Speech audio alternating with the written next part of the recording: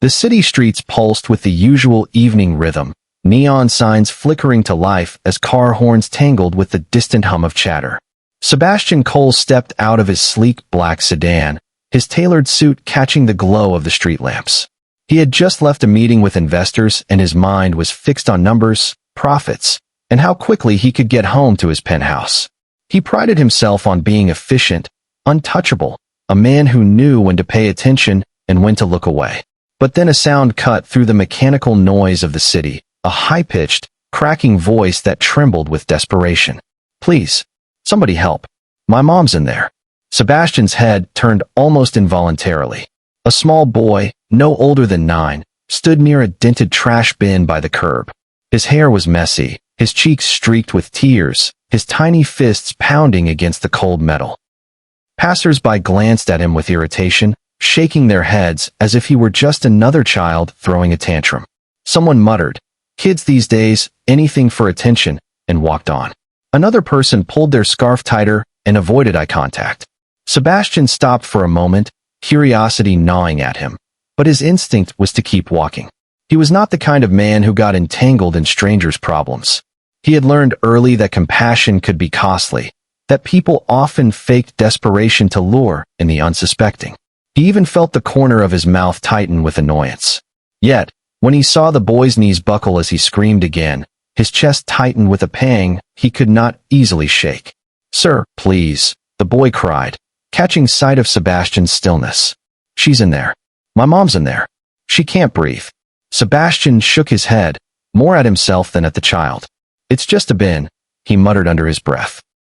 He forced himself to move on, heels clicking against the pavement, the boy's sobs echoing behind him like a wounded echo that refused to fade. The farther he walked, the heavier his chest felt, as though each step pressed guilt deeper into his ribs. That night, Sebastian sat in his penthouse living room, surrounded by glass walls that showcased the glowing skyline. He poured himself a glass of scotch, but the taste soured instantly. He kept seeing the boy's eyes round, frantic, brimming with belief that his cries might save someone. He remembered being a boy himself, standing outside his father's study, begging him to come out when his mother collapsed in the kitchen. His father never came. "Don't bother me with nonsense," the man had said, and Sebastian had stood there, helpless, listening to his mother gasp until the ambulance finally arrived, too late. He thought he had buried that memory, locked it away with all the other wounds of childhood. Yet now it surged back with sharp clarity, aligning too perfectly with the boy's despair. He rubbed his temple, frustrated, but there was no silencing the memory. By dawn, Sebastian found himself restless, pacing his penthouse like a man being pulled by invisible strings. The boy's voice kept replaying, fragile and trembling. "She's in there," he muttered to himself. It was nothing, just a child imagining things. But another voice inside him whispered, what if it wasn't? The next morning, unable to quiet the unease, Sebastian drove back to the same street. The city was slower, washed in pale sunlight, but the scene remained strangely familiar. And there he was, the same boy, Ethan. His small frame slumped against the trash bin, his face streaked with dirt, eyes heavy with sleeplessness, but still searching the street with stubborn hope. Sebastian stepped closer this time, his throat tight. "You're still here?" he asked, softer than he intended. The boy's head snapped up, and for a moment his dull eyes sparked with life. "Sir, please. I told you my mom's inside. Nobody believes me." Something shifted in Sebastian then, a crack in the walls he had built around his heart. Without another word, he pulled out his phone and dialed the police. His voice was steady, but his hands shook as he explained the situation, earning a pause of disbelief from the dispatcher.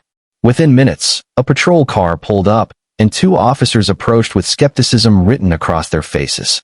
"Kid says his mom's in the trash," one officer muttered, half amused, half annoyed. "You know how many false alarms we get." Sebastian met his gaze with steel. "You'll want to open it." The officers exchanged a look, then reluctantly pried open the bin. What they saw froze them in place. Inside lay a woman, crumpled and pale, her skin mottled with bruises, her breath shallow but present. Her hair, tangled and matted, fell across her face, but even in that broken state, her resemblance to the boy was unmistakable. "Mom!" Ethan screamed, scrambling forward, only to be held back by one of the officers. "She's alive, right? Please, she's alive." The second officer knelt quickly, checking her pulse. "She's alive. Get an ambulance now." Sebastian felt his own knees weaken, a cold shiver running through his body. The boy had been telling the truth all along. He had been screaming into the void, begging for someone to listen, and almost nobody did. Except for this moment, when Sebastian's guilt-ridden conscience had pulled him back. If he hadn't returned, the thought tightened around his heart like a vice. As the ambulance wailed closer, Ethan clutched at Sebastian's sleeve, tears spilling fast. "Thank you, sir. Thank you for believing me." Sebastian looked down at the boy, the weight of his own past pressing against the reality in front of him. He had been ignored once. He would not ignore again. And as the medics lifted the woman out, her faint moan reaching her son's ears, Sebastian silently vowed that this story wasn't finished. He didn't yet understand the depth of it, nor the storm that was about to unfold, but something deep inside told him that his life and the boys were now bound together in ways he could not yet measure. The ambulance doors slammed shut, and the siren wailed through the streets as it carried the broken woman away. Ethan sat in the back of a police cruiser, his small hands gripping his knees, his face blank with shock. Sebastian stood nearby, watching him with a tightening in his chest. He had done his part, or so he told himself, but something about the boy's hollow stare warned him this was far from over. He could have walked away then, back to the safety of his penthouse, but his feet refused to move. Something deeper, an echo of his own neglected childhood, tethered him to that fragile boy. At the hospital, the woman was identified as Lily Harper. She had multiple bruises along her ribs, wrists marked with rope burns, and a concussion that left her drifting in and out of consciousness. Doctors stabilized her, but her condition was fragile. When Ethan was brought to her bedside, his little hands clasped hers, whispering through tears, "I told them, Mom. I told them you were there." Her eyes flickered open briefly, a tear sliding from the corner, but she lacked the strength to speak. Sebastian hovered near the doorway, uncertain if he belonged there. He watched quietly as hospital staff murmured among themselves. The police, however, grew quickly skeptical. "Strange case," one officer whispered to another. "Dumped in a bin? Doesn't add up. Maybe she's unstable, did it to herself." Sebastian's jaw clenched at their careless words. He had seen enough to know pain when it was real. Later that evening, a man arrived at the hospital, his presence commanding and polished. Adrian Harper, tall, well-dressed, with a smile that seemed to charm everyone in the room. He introduced himself as Lily's brother and immediately stepped into the role of the concerned relative. He shook hands with the police officers, patted Ethan's shoulder, and spoke with such warmth that even the skeptical staff softened toward him. "Poor Lily," Adrian sighed, shaking his head. "She's had these episodes before. I've tried to help her, but sometimes she just loses her grip. She'll get better, but in the meantime, Ethan should be somewhere safe." Sebastian listened, unease prickling at his skin. Something about Adrian's words rang false, rehearsed. Yet others seemed quick to accept his version of events. The police nodded, muttering about protocol, and soon the conversation shifted toward custody. Sebastian watched as Adrian placed his arm around Ethan, speaking in a syrupy voice. "Don't worry, buddy. Uncle Adrian will take care of you until Mom gets better." Ethan flinched at his uncle's touch, his eyes darting nervously, but his protests were weak. "I want my mom. I don't want to go with you." Adrian chuckled softly, masking the edge in his tone. "Kids don't always know what's best for them. You'll see it's just for a little while." Sebastian's chest tightened. He recognized the boy's fear, the silent plea in his eyes. It mirrored his own when his father had dismissed him years ago. He couldn't ignore it now. He approached Adrian, his voice even but laced with steel. "If she was dumped in a bin, someone put her there. She didn't do this to herself. You might want to stop rewriting the story before it's even investigated." Adrian's smile faltered for the briefest moment before returning. "And you are?" "Sebastian Cole. I'm the one who called the police. If I hadn't, Lily might not be alive right now." The room quieted. Adrian studied him carefully, eyes narrowing before he forced another smile. "Well, Mr. Cole, thank you for your timely involvement. But family matters are delicate. I'll handle this. After all, I know what's best for my sister and her son." The police, perhaps swayed by Adrian's confident demeanor, agreed to grant him temporary custody of Ethan while Lily recovered. Ethan's cries filled the hallway as Adrian led him away, clinging desperately to the doorframe until his fingers slipped. Sebastian stood there, fists clenched, helpless anger coursing through him. He had seen manipulation before in boardrooms, in contracts, in business rivals, but never wrapped in the disguise of family concern. That night, Sebastian couldn't sleep. His penthouse windows reflected the city's restless glow, and his own reflection stared back at him, weary and conflicted. He could still hear Ethan's voice breaking as he begged not to be taken. He remembered his own younger self, begging his father not to leave him with a cold aunt after his mother's death. No one had listened then. Was history repeating itself before his eyes? The next morning, Sebastian made a decision. He wasn't going to sit back and watch Adrian tighten his grip on Ethan. He hired a private investigator he trusted, a man named Julian Ross, known for peeling back polished veneers to reveal the rot beneath. Dig into Adrian Harper, Sebastian instructed. Everything. Finances, habits, debts, skeletons. I want it all. Days passed, and the investigator's findings painted a darker picture than Sebastian had anticipated. Adrian's respectable image was nothing more than a mask. Beneath it lay heavy gambling debts to dangerous people, forged documents, and transactions that hinted at coercion. More disturbingly, there were whispers that Adrian had pressured Lily to sign over her assets, threatening her when she resisted. Julian slid a folder across Sebastian's desk. He's desperate, Cole. Desperate men do desperate things. If Lily stood in his way, it's not hard to imagine him silencing her. Dumping her in that bin fits the pattern of humiliation, control, making her seem unstable. Sebastian exhaled slowly, fury simmering under his calm exterior. But evidence wasn't enough yet. Courts listened to proof, not suspicions. He needed something that tied Adrian's hands completely. One evening, while Sebastian was reviewing the reports, he received an unexpected call from a nurse at the hospital. Her voice was low, cautious. "Mr. Cole, I thought you should know. Lily's been whispering things when she wakes. She keeps saying her brother hurt her. But she's too weak to give details, and Adrian always finds a way to be nearby. He's trying to keep people from listening." Sebastian's resolve hardened. Lily wasn't just a victim of an accident. She was a prisoner of her own brother's lies. And Ethan, trapped under Adrian's custody, was in danger too. He thought of the boy's haunted eyes, his desperate screams on the street, and knew he couldn't abandon them. Not again. He leaned back in his chair, the city lights flickering like stars beyond the glass. "Adrian Harper," he murmured to himself, "you've spun your last lie." The story had shifted. What began as a boy's desperate cry had unfolded into a battle for truth buried beneath charm and deceit. And Sebastian Cole, once a man content to look away, now found himself in the center of a fight he could not and would not walk away from. Sebastian moved quickly. He assembled a team of top-tier lawyers, investigators, and advocates, each one handpicked for their ability to untangle complex manipulations and cut through lies. Every morning, he woke thinking of Ethan's small face, the vulnerability in his eyes when Adrian's charm tried to mask the threat.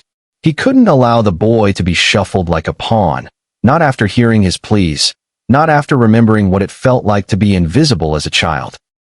Each document, each interview, each late-night phone call was a step toward exposing the truth that Adrian Harper had tried so meticulously to bury. Julian Ross, the private investigator, discovered the first crucial piece of evidence almost by accident. While sifting through hidden compartments in Lily's apartment, Julian found a worn teddy bear Ethan had carried everywhere. Inside, zipped within the lining, was a USB drive. Sebastian's heart pounded as he held it, knowing that the boy's instinct to protect his mother might have just saved them all. The files contained recordings of conversations between Adrian and Lily, where he threatened her with ruin, coercion, and worse if she refused to sign over her assets. Every word was a dagger of proof, revealing the darkness Adrian had tried to keep hidden behind his polished smile. With the evidence in hand, Sebastian coordinated with a sympathetic nurse and a detective who had begun to question the initial assumptions about Lily's instability. They devised a plan to bring Adrian to court, ensuring that the testimony, documents, and the USB recording would all converge at the right moment. The day of the hearing, the courtroom buzzed with anticipation. Ethan clung to Sebastian's hand, small fingers tightening around his own. Sebastian knelt briefly to whisper, "It's okay to feel scared. You're safe now. We're going to fix this." The boy's eyes, previously wide with anxiety, now held a glimmer of trust he had not known before. Adrian entered the room with confidence, projecting the aura of a man who had anticipated victory. He smiled at the judge, waved to the gallery, and even offered a comforting nod to Ethan. But his mask cracked the moment the USB drive was presented. The recordings played aloud, each threat, each manipulative word echoing in the courtroom. Witnesses corroborated the evidence, including neighbors who had seen Adrian force Lily into signing papers, and Julian Ross, who detailed the investigation's discoveries. Slowly, the court realized the extent of Adrian's lies. Every attempt he made to discredit Ethan's testimony, every claim about Lily's mental instability, collapsed under the weight of proof. Sebastian watched as the final moments unfolded with a mixture of relief and quiet triumph. The judge, after careful consideration, revoked Adrian's temporary custody of Ethan, officially placing the boy under Sebastian's care while Lily recovered fully. Adrian's expression changed from arrogance to shock, then fury, as he was led away in handcuffs. Ethan let out a shuddering sigh, relief washing over him like sunlight breaking through clouds. He looked up at Sebastian and whispered, "You saved us." Sebastian crouched, pulling the boy close. "We saved each other," he said softly, letting the weight of the journey sink in. The weeks that followed were a healing process. Lily slowly regained her strength, supported not only by the medical team, but by the unwavering presence of Sebastian and Ethan. The bond between them deepened as each moment of care, patience, and empathy reinforced that trust once broken could be rebuilt. Sebastian witnessed Ethan learning to smile again, to play without fear, and to speak freely about the trauma he had endured. Lily, too, rediscovered a sense of safety and autonomy. Her gratitude toward Sebastian expressed in quiet, meaningful ways, shared smiles, a soft touch on his arm, and the whispered words, "Thank you for believing in me." In time, Sebastian formalized the adoption, ensuring that Ethan had a permanent home filled with love, security, and stability. It was a transformation from fear to hope, from isolation to family. Through it all, Sebastian reflected on the lessons he had learned. That wealth measured in possessions was nothing compared to the riches found in empathy, that listening could alter destinies, and that courage often began with a simple act of belief. He had been reminded of his own childhood pain, yet turned that memory into a force for good, creating a new legacy not built on assets or titles, but on care, protection, and unwavering trust. Sebastian often found himself watching Ethan and Lily together, their laughter and small moments of joy a living proof that justice, when pursued with patience and persistence, could heal wounds far deeper than the eye could see. And though the city moved on around them, the story of a boy's desperate cry, a man who chose to act, and a family that found its way back from shadows became a quiet legend, one of compassion, courage, and the extraordinary power of believing in the truth. Every time Sebastian walked the streets now, he remembered that first cry, and he smiled, knowing he would never ignore it again. Moral lesson.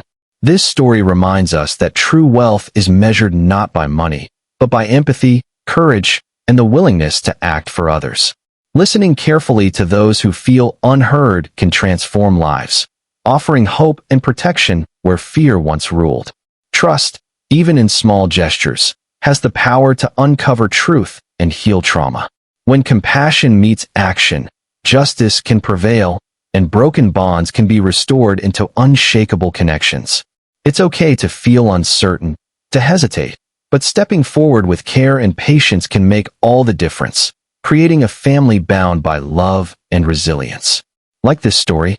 Share it with friends, comment your thoughts, subscribe for more heartfelt tales, and remember, believing in someone can change the course of their life.